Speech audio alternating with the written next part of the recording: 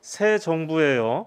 그 대표단이 지난주에 일본에 다녀왔죠. 정책협의 대표단이라고 해서 이름도 좀 어려운데, 글쎄요. 그래서 일본과의 그 관계 개선, 드디어 관계 개선이 되겠구나 하고 기대하시는 분들도 있을 것 같은데, 실제로 뭐 제일동포 분들께서는 그렇게 기대를 하고 계시는 분들이 또 어느 정도 계시다고 합니다. 네. 특히 이제 상인들, 아, 네. 예, 그 기대를 좀 많이 하고 계시다고 하는데, 그런데 저는요, 우리가 좀 먼저 고개를 숙이고 들어가는 것 같아서 좀 기분이 깨름직합니다. 왜냐면 그 뭐 일본의 그 위에 지도부에서 그 흘러나오는 얘기를 들어보면 전혀 무슨 그 우리랑 어떤 뭐라고 할까 좀 조금이라도 양보를 하겠다는 그런 이야기가 하나도 흘러나오지 않기 때문에 그런 상황에서 왜 우리가 이렇게 먼저 손을 내밀고 이렇게 들어가야 되는 건지 하는 그런 생각이 좀 많이 들었습니다. 그래서 혹시 또 가서 엉뚱한 또 제안이나 엉뚱한 합의나 이런 걸 또 해갖고 와서 골치 아프게 하는 거 아닌가 하는 생각도 들고 그랬는데 교수님께서는요. 그런데 이러한 예. 그런데 그 중요한 것은 그 이번에 간 대표단들이 그 이번에 가서 뭐 총리는 물론이고 뭐 외상, 뭐 경제산업상, 뭐 방위상 그리고 뭐 아베 음, 심지어는 스가까지 막 굉장히 많은 사람들을 만나고 왔어요.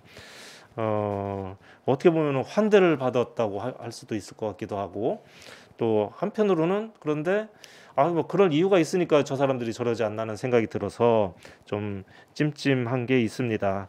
그런데 교수님께서는 이러한 그 일본의 자세 전환이 어떤 좀 우리가 주목해야 할 그런 배경이 또 있다고 하십니다. 예, 그게 뭔지 교수님 말씀 들어보겠습니다. 예. 뭐 그래서 키시다 총리가 왜 한국 대표단을 만났는지, 음, 이게 가장 핵심이죠. 예, 네네. 뭐 다 뉴스가 나왔습니다만은 4월 26일이죠.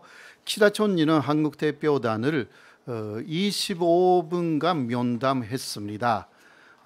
이게 그 직전까지 결정이 되어 있지 않았다고 합니다. 음, 근데 그 앞에서 외상이라든가 방위상 그리고 경제산업상을 만난 한국 대표단의 그 자세를 보고 키시다도 만나도 된다고 생각을 했다고 합니다. 자세를 보고, 네네. 예, 그러니까 이야기를 좀 할 수 있겠구나 그런 식으로 생각했다. 일본에서 그런 보도가 좀 나와 있는 거죠. 예, 진상은 잘 모르겠지만, 자 그렇게 해서 한국 대표단은 그 윤석열 당선인의 친서를 기시다에게 건넸습니다. 음, 마타 뉴스에도 나왔고요.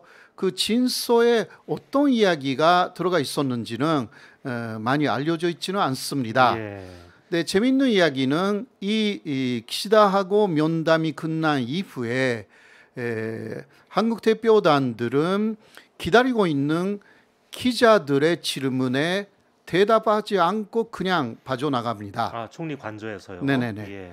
예, 그거는 상당히 이상했다라는 보도가 있는데 나중에 나온 이야기가 이 자리에서 음, 한국 대표단들에게 그 밖에 있는 기자들하고 인터뷰하지 말라. 아하, 그러니까 이 회담 내용이 금방 그 공개 하지 않았으면 좋겠다. 음. 이러한 요청이 있었다고 합니다. 금방 공개하지 않았으면 좋겠다고 하면 그러면 뭐 언제 공개를 하라는 얘기입니까? 그러니까 음. 네, 그 이상은 강요하기가 좀 어려우니까 예, 일단 특히 거기서는 한국 기자들도 있었지만 일본 기자들이 대부분이잖아요. 예, 그 일본 기자들에게 금방 말하면 안 된다. 그런 취지였다고 합니다. 예, 네. 자, 그 여러 가지 이야기가 나와 있지만 뭐 크게는 한일 공동 이익을 실현하자. 그것을 위해서 노력하자. 그러한 의견 일치가 있었다. 이러한 이야기는 그 전진석 단장이죠. 단장으로 갔으니까. 예. 지금 뭐 왼쪽이 기시다 총리고요, 오른쪽이 정진석 이번 그 대표단 단장이죠. 예. 국회 부의장 예, 그렇습니다. 이기도 하고요. 이분이 오히려 도쿄에 있는 한국 특파원들에게 이런 이야기를 했다고 합니다. 예. 거기까지 그 돈제가 되지 않으니까요. 그러니까 이게 지금 그분이 한 얘기입니까? 네, 한일 그런 공동 것입니다. 이익 실현 노력으로 의견의 일치를 봤다. 네네. 예. 뭐 그 일본 뉴스에서는요. 예. 그러니까 이것은 뭐 일본 쪽에서 한 이야기라고 생각하는데 예를 들면 키시다 총리가 한일 관계 개선은 더 이상 기다릴 수 없다. 예. 지금 그 우크라이나 사태라든가 이런 것을 볼 때 한미일의 관계 강화 이거는 늦출 수가 없다. 예. 이런 이야기를 했다고 합니다. 네, 그런 얘기를 했죠. 예. 네. 그러나 아시다시피 일본은 1965년에 한일 기본조약이나 그런 그때 국교 전상화 때의 관계를 토대로 하여서 그 이야기를 했어요. 그럼 뭐 어쨌든 간에 기존의 그런 자세를 계속 견지하겠다 그런 얘기 아니겠습니까? 그러니까 그때 맺었던 한일 협정, 청구권 협정을 중심으로 그것을 바꾸지 않겠다. 그래서 특히 그 간제징용 문제에 현금화 문제가 있잖아요. 이거는 한국에서 좀 양보해 달라.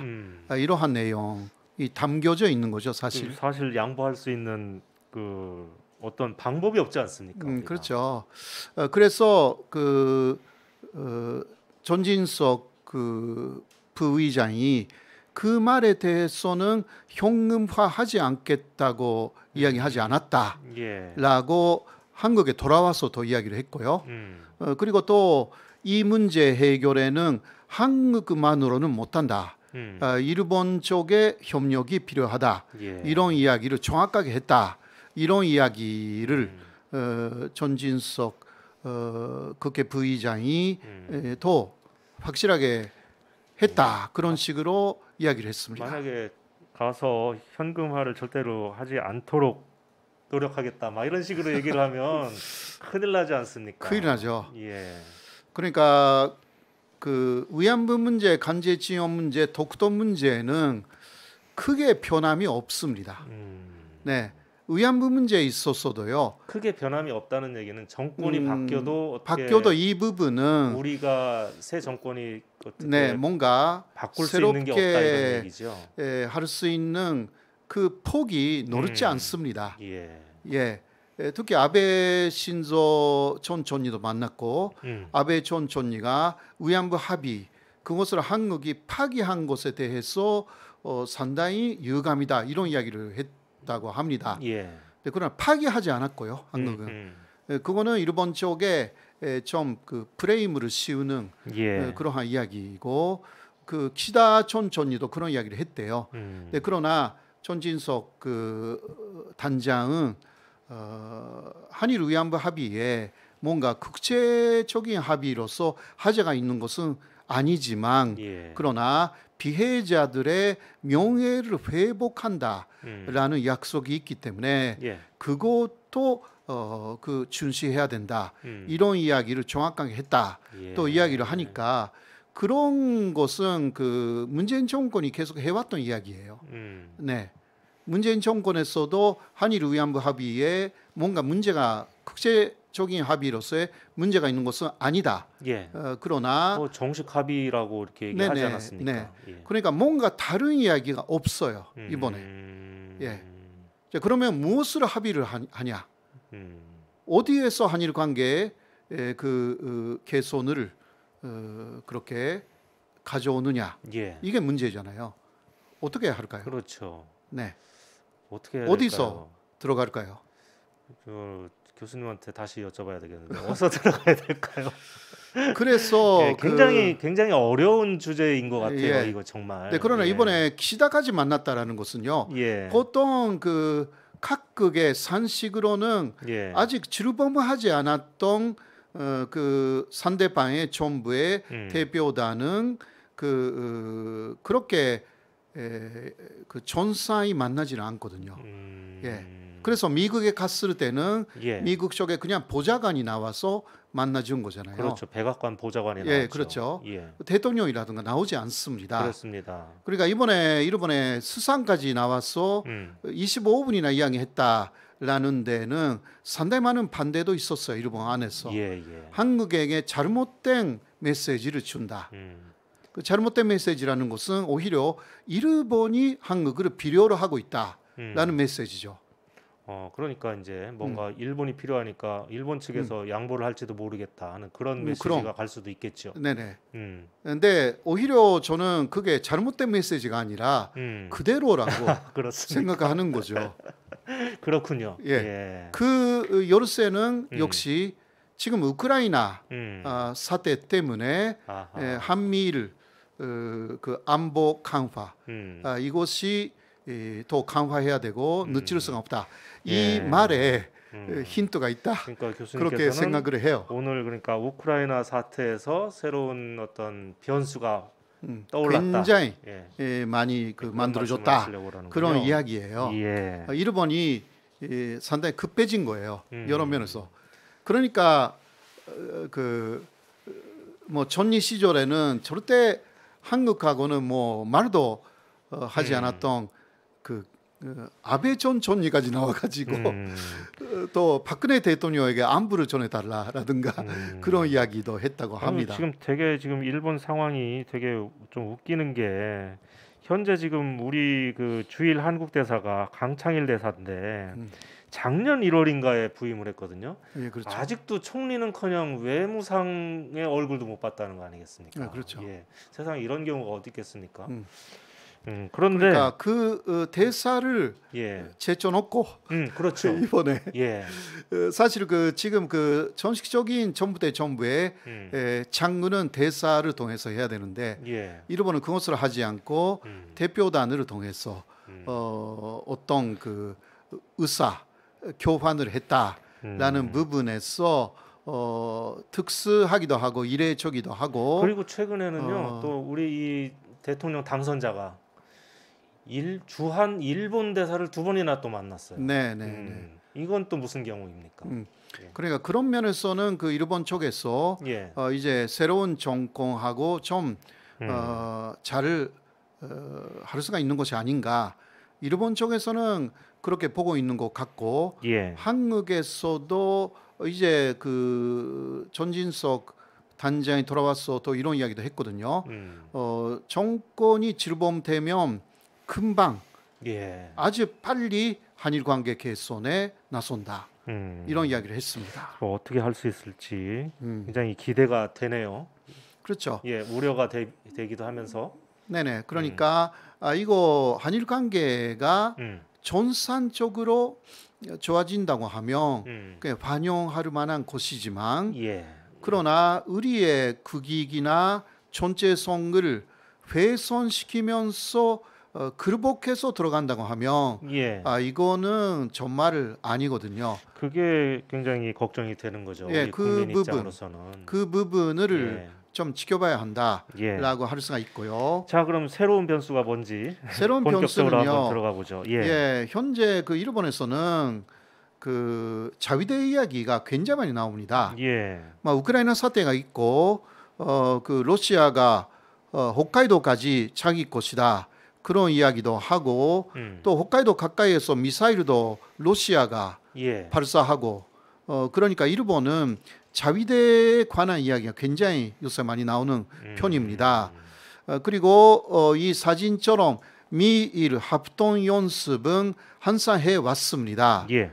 네, 여기서 또 문제가 있는 것은 그 의사소통 문제라고 지금까지도 이야기해 왔지 않습니까? 의사소통. 그러니까 영어를 잘 알아듣지 못한다라는 그 부분. 예. 그러니까 오히려 요새는 미국 쪽에서 일본어를 공부를 한다고 해요. 정말입니까? 예, 정말이에요. 이것은 그 한국의 그 장군이었던 분한테 들었습니다. 네네, 그건 실제로 그렇다. 그 콧대 높은 미군들이 그 외국어를 배운다는 게 잘 저는 그 그 믿기가 어려운데요. 그렇게 예. 쉽지는 않아요. 일본어는 또 어려운 그 서양인들에게는 어려운 언어이기도 하고요. 예. 자, 문제는 또 그 미일 안보 조약이라고 하잖아요. 예. 미국이 일본을 지켜주고 미일 동맹이 되어 있는 미일 안보 조약에 문제가 있다고 합니다. 자, 그 다음으로 보시면 이게 1960년 1월인데요.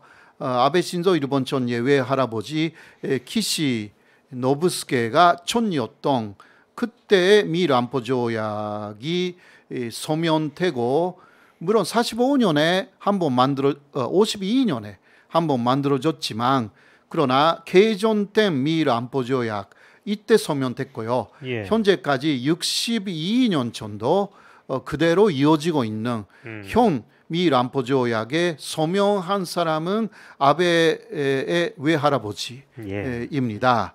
그래서 이때 30만 명에 달하는 그 시위가 일어나 가지고 그 1945년 이후 예. 일본 전치사상 최고의 시위였죠. 일본에도 30만 명이 시위를 하던 그런 시절이 네, 있었습니다. 네, 30만 명이라고 일컬어지고요. 그러니까 그 안보 투쟁이라고 해가지고 예. 당시 자, 이게 뭐 미일 안보 조약인데, 자, 그러면요 뭐가 문제냐? 요새 그러니까 홋카이도에 그 러시아가 들어올 수도 있고, 예.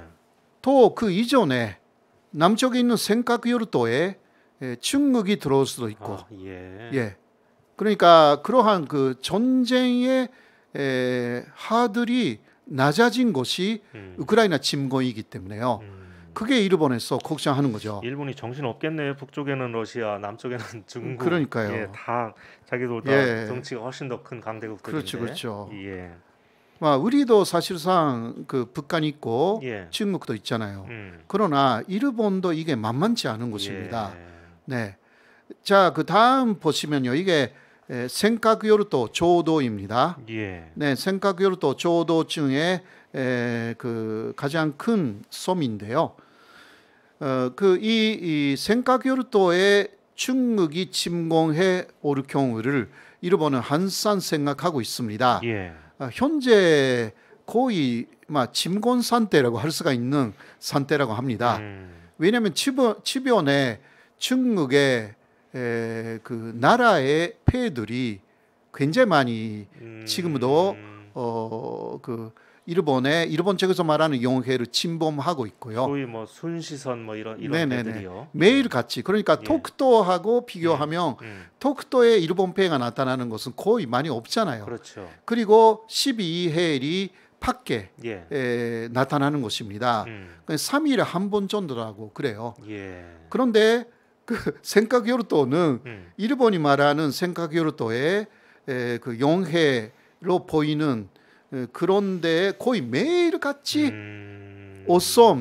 오솜뿐만이 아니라 중국의 예. 콘손, 예. 예, 다 들어온대요. 와서 빙빙 돌고 이렇게 예, 가는군요. 예. 예. 그리고 센카쿠요르도의 거의 그 상공에는 중국의 그러니까 조개기라고 있잖아요. 초계기. 조개기하고 같은 비행기가 매일같이 날아다니고, 예. 그것만 보면요, 세계 사람들은 센카쿠요르도가 중국 곳인지 일본 곳인지 모른대요. 예, 이 섬에 자위대가 주둔하고 있습니까? 자위대가 가까이에 있죠. 물론 그 상륙하고 있지는 않습니다. 아, 그래요. 주변에서 그럼 뭐 그 보고 있는 똑같이 거죠. 이제 자위대 배가 돌아다니겠네요. 예. 그리고 중국 곤손이 돌아다니고. 그러니까 이게 세계에서 그 현상만 볼 때 예. 어느 쪽의 연도인지 모른대요. 예, 이 이야기를 그러니까 예. 토크도 하고 비교하면서 예. 오히려 일본인들이 많이 합니다. 전문가들이. 음. 그러니까 이게 그 센카쿠요르도에는 어떤 것도 없거든요. 그러니까 건물이 없어요. 아, 그러네요. 예, 예. 시설물이 없어요. 예. 그러니까 토크도처럼 시설물을 만들어야 된다고 그런 논의도 있어요, 요새. 예. 아무튼 그런 상황인데, 자, 이 센카쿠요르도에서 사태가 일어났을 때, 사태가 일어났을 예, 때. 예. 미일 안보조약 제5조가 일본 센카쿠요르도, 일본 연도라고 일본이 주장하는 그 생각으로도 지켜준다고 그래요. 예. 자, 이 제5조를 보면 이렇게 되어 있거든요. 자국의 그러니까 미국하고 일본의 헌법상 규정 및 절차에 따라 미일이 공동의 위험에 대조한다. 예. 이렇게 되어 있어요. 자, 여기서 그 문제가 되는 부분은 뭐냐? 자국의 그러니까 양극이죠. 헌법상의 규정이라는 것이 상당히 중요합니다. 그런데 미국의 헌법을 보면 예. 미국이 뭔가 전쟁을 시작할 때는 그 개정 결정권이라는 것은 대통령에 있는 게 아닙니다. 아, 전쟁을 시작하는 것을 네. 결정하는 게 먼저 의회예요. 대통령이 아니라 네. 의회라는 거죠. 한국에서 말하면 국회입니다. 예. 국회에서 다수결로 전쟁하는데 개정하는데 이게 우리는 찬성한다. 이렇게 되면 그것을 마지막에 그 대통령이 승인하는 거죠. 예. 혹은 거부할 수도 있죠.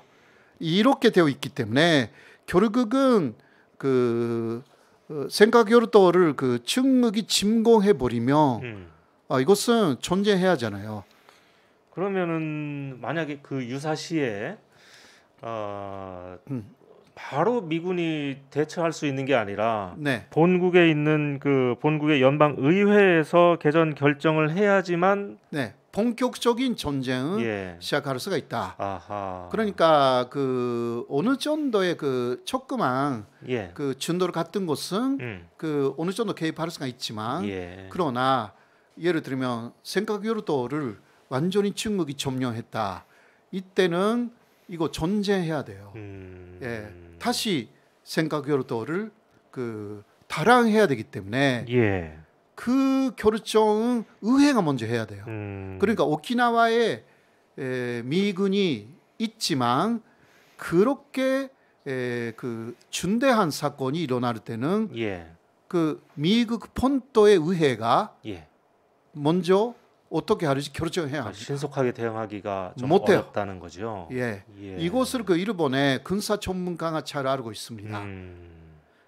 네, 그래서 현재 일본 안에서 즉 말하는 이야기가 생각으로도 같은 조그만 나라를 위해서 예.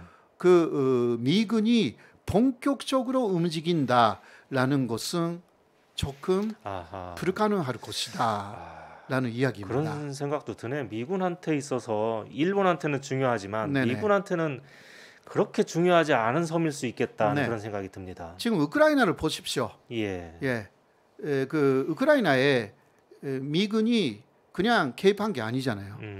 여러 가지 군사적인 지원도 하고 그렇죠. 기타 그 물자 지원도 하지만 예. 미군은 아직 그 들어가지는 않았습니다. 물론 그 나토에 가입해 있지 않으니까 예. 우크라이나에 한계가 있지만 그래도 일본의 경우도 마찬가지다라는 예. 것입니다. 이러한 협정 조약이 있다 하더라도 미국 의회가 결정하지 않으면 어렵다라는 거. 예. 그러니까 그 생각여도 사태가 미국에 있어서도 위험이다. 그렇게 인식을 해야 되는 것인데 예. 인식을 안 하죠. 그 뭐 미국 본토에서 한참 뭐 그렇죠. 떨어져 있는 그 작은 섬이기 때문에 생각여도가 있는 것도 몰라요. 예. 미국 사람들이. 아니 그 생각구 열도가 없어도 이미 오키나와나 뭐 대만이나 뭐 이런 데 네. 충분히 기지가 있지 않습니까? 미군 그렇죠. 기지는. 그것을 충분하지 않느냐 그렇게 그 생각할 수도 예. 있고. 그럴 수 있을 것 같습니다. 그렇죠. 예. 네, 그런 식으로 개입한다고 하면요. 지금 그 중국이 그런 식으로 그 매일같이 침범하는데 미군은 가만히 있잖아요. 아하, 그러네요. 네, 예. 이거 좀 그러니까 일본 쪽에서 굉장히 걱정하고 있습니다. 자, 그 다음 또 같은 이야기인데, 자 요새 그 홋카이도는 러시아 것이다. 홋카이도군요. 일본 예. 맨 위에 있는. 예, 그렇죠. 예. 그 이야기 나왔잖아요. 그 이후 많은 그 일본의 군사 전문가들이 혹시나 홋카이도에 러시아가 침공해 오를 때라는 예. 이야기를 많이 하고 있습니다. 이게 전혀 얻는 게 아니다라는 것입니다. 지금은 아직은 그런 상황 아니지만 그러나 침공해 오지 않겠다라고 말할 수 없다. 그리고 냉전 시대에는 그 당시 소련의 침공에 대비를 했다고 합니다. 예. 네, 그 이후 그러한 대비 태세를 풀었다고 하는데요. 이게 그 두 가지 루트로 홋카이도에는 들어온다. 두 가지 루트로. 예. 북쪽에서 그러니까 사하린에서 홋카이도 북쪽까지는 42km. 아유 42km면 뭐 얼마 안 되는데. 네네, 예. 금방이에요. 그러니까 우리 그 부산에서 대마도까지가 50km이거든요. 아, 그렇습니까? 네. 그거보다 네. 오히려 더 가깝네요. 그렇죠. 예. 대마도에서 부산이 잘 보이거든요. 음. 네. 그래서 아마도 여기 와카나이라고 했어요. 예. 가장 북쪽에 있는 도시인데 여기서 사하린이 보일 거예요.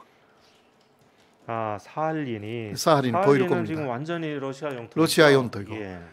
사하린 쪽에서도 와카나이가 아, 그렇겠죠. 예. 보일 곳이고요.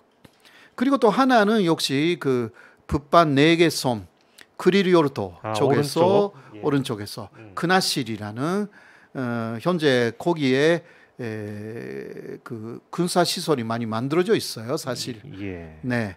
그리고 크나시리의 조금 위에 있는 에토로프라는 섬에서는 미사일 연습을 지금 하고 있는 러시아군이 이 두 가지 루트로 삿포로라는 이 지도에서는 왼쪽에 홋카이도의 중심지죠. 그곳을 향해서 온대요. 네. 이러한 그 곡선이 있기 때문에 사실 지금 급한 게 일본 쪽도 상당히 급합니다. 이런 면에서요. 그래서 뭐 생각구는 몰라도 그런데 생각에 정말 홋카이도에 러시아군이 이렇게 밀고 내려온다면 이건 정말 전면전으로 갈 수 있는 전면전으로 갈 수밖에 없기 때문에 미국도 이때는 의회에서 승인할 것이다 라는 거예요. 그렇죠. 네, 그러나 그때까지도 시간이 걸린다는 거. 그렇죠. 아, 여기 미군이 온다고 해도 시간이 걸린다 이렇게 써놓으셨네요. 예, 그런 이야기고요. 그러니까 의회에서 승인이 나와야 되고 대통령이 또 승인해야 되고 이런 절차가 있기 때문에 그때까지 일주일 정도는 자위대가 버티어야 한다라는 것인데 지금 자위대의 상황에서는 교수님이 항상 말씀하시지 않았습니까? 자위대 믿을 수 없다고. 믿을 수 없어요. 그러니까 일본도 그것을 인식하고 있는 거죠. 일본에서 볼 때 한국군이 매력적일 거예요. 굉장히. 아, 예. 이런 이야기 전에 했는지 아니요, 몰라요. 이런 얘기 하셨나요, 교수님이? 예. 한번 했던 것 같은데. 그것까지는 잘 모르겠는데. 예. 아, 그래요. 나 거기까지는 생각을 못했습니다. 항상 그 한반도에 무슨 그 유사시에 일본군이 뭐 자위대가 그 한반도에 상륙할 수 있느냐 없느냐 이런 얘기만 했지 한국군이 홋카이도에 가고서 일본군을 위해서 대신 싸워준다 이런 상상을 할 수가 없었거든요. 네, 그러나 한미일 군사 협력으로 가면 그렇게 갈 수밖에 없게 됩니다. 그런 건가요? 그렇죠. 그러니까 동맹이라고 되면요, 그런 개념이니까. 저번에도 한 이야기인 것 같은데 그 아무튼간에 일본은 지금 급해요. 자위대를 어떻게 훈련할 수가 없어. 한계가 너무 커요. 아니 그래서 지금 교수님이 이제 말씀하시고 싶은 것은 이제 서서히 결론을 내야 될 것 같은데 결론은 기시다가 왜 만나줬냐? 기시다가 대표단을 만나준 이유는 이러한 제약의 상황에 결국은 한국군이 필요하다. 거기까지 관계를 개선해야 된다라는 이야기죠.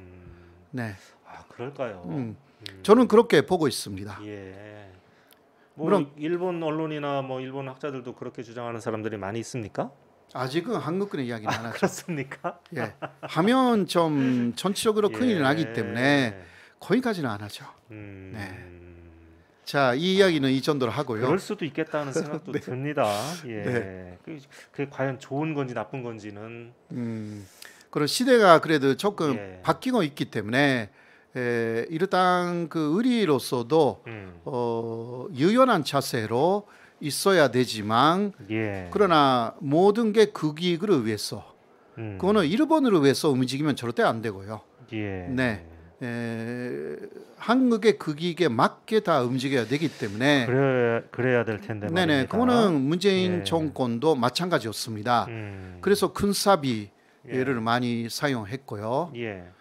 예. 군사비를 굉장히 많이 늘려놨죠, 문재인 그렇죠. 대통령이. 예. 윤석열 정권이 예. 어떤 식으로 이 어려운 난제를 풀어나가는지 우리는 항상 지켜봐야 할 것입니다. 예. 그 네네. 일본한테 그런 그 절박한 그런 또 사정이 있었군요. 네, 사정이 예. 있어요. 그러나 우리가 일본하고 또 동맹을 맺어가지고 러시아하고 싸우는 일은 절대 있어서는 안 될 것 같다는 그렇죠. 생각인데. 러시아는 한국을 또 되게 좋아해요. 예. 예. 그렇습니까? 예. 그? 일본은요. 예. 그 러시아에 있는 일본 외교관들 있잖아요. 예. 거의 다 지방해 버렸거든요. 이번에 러시아가. 그랬죠. 8명인가. 이번에 예, 그렇죠. 한국은 그런 소식이 없잖아요. 예. 이것은요. 러시아가 더 전통적으로 한국을 좋아하기도 해요. 예. 일본하고 좀 다르거든요. 사실 우리가 러시아하고 뭐 이렇게 역사적으로 크게 싸운 그런 경험이 있나요? 없죠. 잘 기억이 안 나는데. 네네. 예. 자, 지켜봐야 네, 하는 부분들이 그렇습니다. 많습니다. 그리고 뭐 자위대를 한반도로 불러들여는 것도 있어서는 안 될 것 같고요. 네네. 그럴 수 있다는 사람이 이번에 또 청와대로 들어가서 아주 걱정이 또 그렇죠. 됩니다. 또 한국군이 또 홋카이도에 가는 것도 있으면 안 되고요. 예, 뭐 당연하죠. 당연하죠. 예. 자,